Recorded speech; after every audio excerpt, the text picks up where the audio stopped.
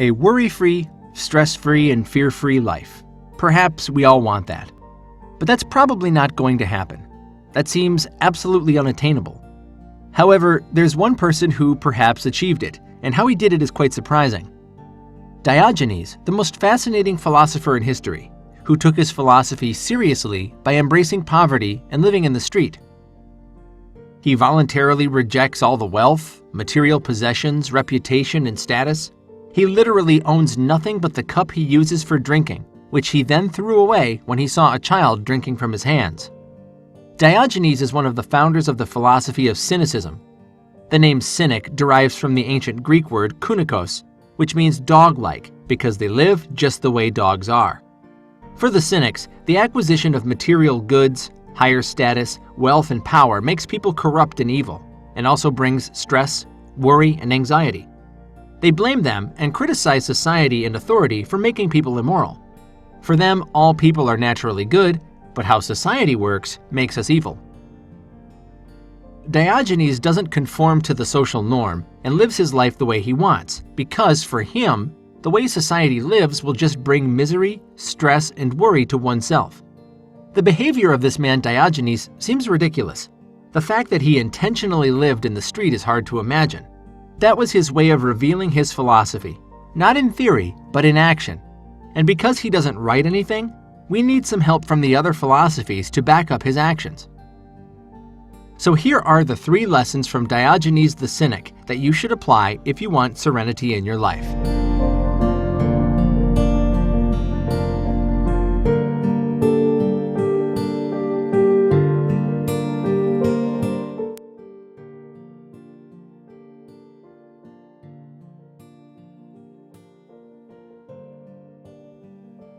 The great emperor and Stoic philosopher Marcus Aurelius wrote in Meditations, "It never ceases to amaze me.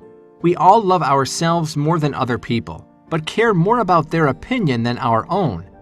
If a god appeared to us, or a wise human being even, and prohibited us from concealing our thoughts or imagining anything without immediately shouting it out, we wouldn't make it through a single day. That's how much we value other people's opinions instead of our own." Diogenes is the perfect example of not caring about what others think. That is why he can live peacefully every single day.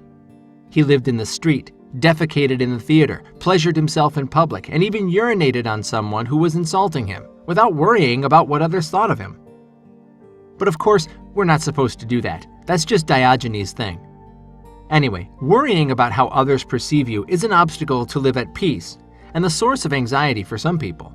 However, not caring about what others think is easier said than done, because almost all of us are anxious to some extent, especially to this day. It's not surprising because society told us to do so. Most of the people are living with others' approval, expectations, and standards. But the truth is, it is impossible to please others all the time. It's just a waste of time because most people are living for selfish reasons. We're always thinking of ourselves. We're not going to be pleased if something doesn't work out or brings value to ourselves. You are going to have to do things that don't always meet people's standards, certainly. Also, there will always be people who dislike you, and there's nothing you can do about it. A quote from Lao Tzu, the founder of the ancient Chinese philosophy Taoism, said that, "Care about what other people think and you will always be their prisoner." But this does not mean that we shouldn't care about others and should only mind our own. In fact, we need to care and sympathize with others, and that's what you call compassion. What we are talking about here is the anxiety that builds up by worrying about what others think of us. Anyway, in terms of success, worrying about other people's opinions can hinder it. There are so many dreams that are already dead because of this, and the main reasons why we care so much about their opinions are fear and doubt. Fear of judgment and failure, and doubt perhaps to your abilities. It feels good to be accepted and validated, and it is our nature to want to be liked. So we do something or even avoid something just for the sake of not being judged. Moreover, self-doubt creates a feeling of insecurity and low self-esteem, so we get anxious and worried about our competence because, again, we are afraid of judgment and failure. There will always be humiliation, frustration, and embarrassment along the way, and it is inevitable. We all start somewhere, and our ability also starts somewhere. That's why there's a thing called hard work. What's so hard in hard work if everybody is doing it? If everybody is doing it, everybody is capable of doing it. If everybody is good at something, everybody can be good at something. Whether it is running a business, excelling at your job, doing public speeches, or making YouTube videos. All of these require hard work and not caring about what others may think. If you really think others will put time and effort to judge and put you down, the reality is, others don't care as much as you think they do. They have their own problems to worry about, their own lives, their own flaws that also need to improve. And if they really care, now what? If they judged you, then what? You will be harmed only if you let it. You will be harmed only if you care about it.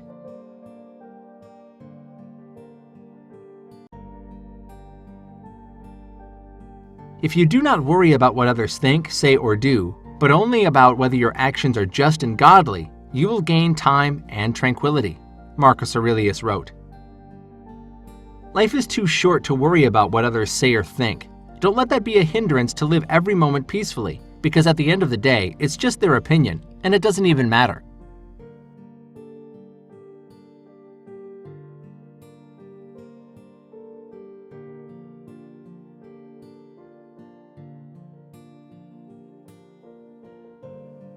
The American author Grenville Kleiser, who has a long list of inspirational and personal development books, said, "Good humor is a tonic for mind and body. It is the best antidote for anxiety and depression. It is a business asset. It attracts and keeps friends. It lightens human burdens. It is the direct route to serenity and contentment." A humorous view of life was necessary in this world, often filled with pain, suffering, anxiety, and overwhelming emotions. Diogenes spends his life with a good dose of humor, and it is said to be the reason for his long life despite his extraordinary way of living. He died at the age of 90, and the cause of his death is just speculation, as either food poisoning from eating a raw octopus, rabies from a dog bite, or taking his own life by holding his breath.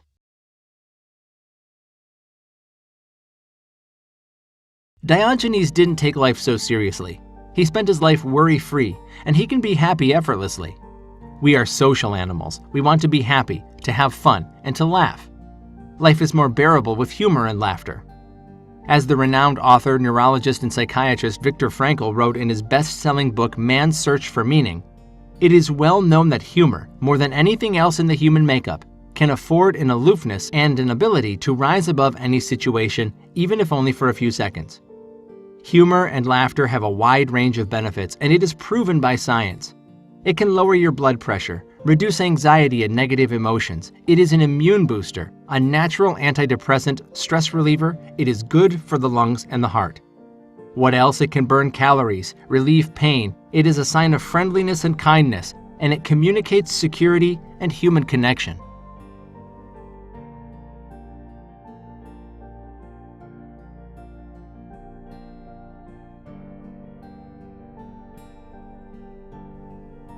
Being happy is a constant struggle. It's a mental battle. We're doing everything to achieve it and still feel miserable. It's harder and harder to obtain as the days go by. We are so bombarded with the idea that society fixated in our minds that to be happy we need to acquire something. To be happy, we need a lot of money. To be happy, we need approval from others. Yes, that can really make us happy, but hear me out. We are living in an ambitious world where everybody is hustling and struggling at the same time. We think that happiness stems from achievements, reputation, approval, and power.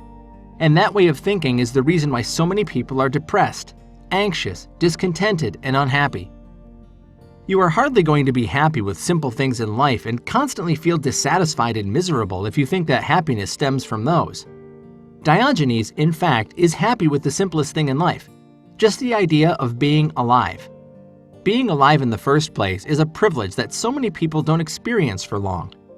Diogenes is happy just by living in the present moment, because he understands that he is the one who is responsible for his happiness, not the external things or events.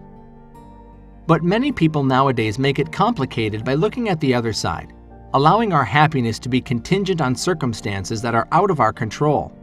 The more your happiness depends on external things, approval from others, and circumstances you have no control over, the more unhappy, anxious, and depressed you will be. And for whatever reason, it is planted in almost everyone's mind that we need to figure out what we are doing by a certain age and achieve something at a certain age. Life is not a race. And life is not a competition either. You can't control what will happen with your life.